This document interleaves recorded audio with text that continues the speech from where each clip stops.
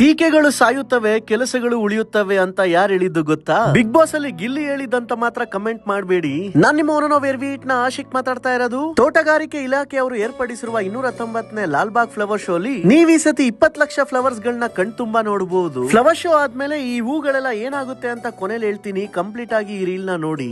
ಈ ಸತಿ ವಿಶೇಷತೆ ಏನಪ್ಪಾ ಅಂತ ಅಂದ್ರೆ, ನಮ್ಮ ಸಿನಿದಿನಿ ಕ್ರಿಯೇಷನ್ಸ್ ಅವರು ಸಹ್ಯಾದ್ರಿ ಬೆಟ್ಟದ ಪ್ರತಿರೂಪನೆ ತಂದಿಟ್ಟಿದ್ದಾರೆ. ಲಾಲ್ಬಾಗ್ ನ ಗಾಜಿನ ಮನೆ ಮಲೆನಾಡಾಗ್ಬಿಟ್ಟಿದೆ. ಈ ವರ್ಷದ ಥೀಮ್ ತೇಜಸ್ವಿ ವಿಸ್ಮಯ.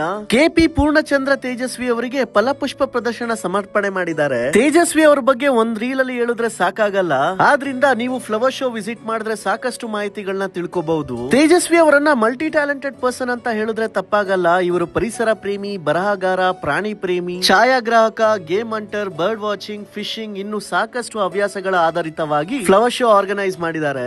ಮಂತ್ರ ಮಾಂಗಲ್ಯ ಮುಖಾಂತರ ಮದುವೆ ಆಗಿರುವ ತೇಜಸ್ವಿ ಅವರನ್ನು ಇನ್ಸ್ಪಿರೇಷನ್ ಆಗಿ ತಗೊಂಡು ಅರ್ಥಪೂರ್ಣ ಮದುವೆಯ ಬಗ್ಗೆ ಚಿಕ್ಕಪೇಟೆ ಮಾರತಹಳ್ಳಿಯಲ್ಲಿರುವ ಸುದರ್ಶನ್ ಸಿಲ್ಕ್ಸ್ ಅವರು ಬಹಳ ಚೆನ್ನಾಗಿ ಅರ್ಥ ಮಾಡಿಸ್ತಾ ಇದ್ರು. ಫ್ಲವರ್ ಶೋ ಟಿಕೆಟ್ಸ್ ಮತ್ತು ಡೇಟ್ಸ್ ಬಗ್ಗೆ ಡಿಸ್ಕ್ರಿಪ್ಷನ್ ಅಲ್ಲಿ ಹಾಕಿರ್ತೀನಿ. ಮತ್ತೆ ಫ್ಲವರ್ ಶೋ ಅಲ್ಲಿ ಬಳಕೆಯಾದ ಒಂದು ಫ್ಲವರ್ ಗಳು ವೇಸ್ಟ್ ಆಗಲ್ಲ, ಎಲ್ಲ ಗೊಬ್ಬರ ಆಗುತ್ತೆ ಅಂತ ಹೇಳ್ತಾ ಈ ವರ್ಷದ ಫ್ಲವರ್ ಶೋ ವಿಸಿಟ್ ಮಾಡೋದನ್ನ ಮರಿಬೇಡಿ.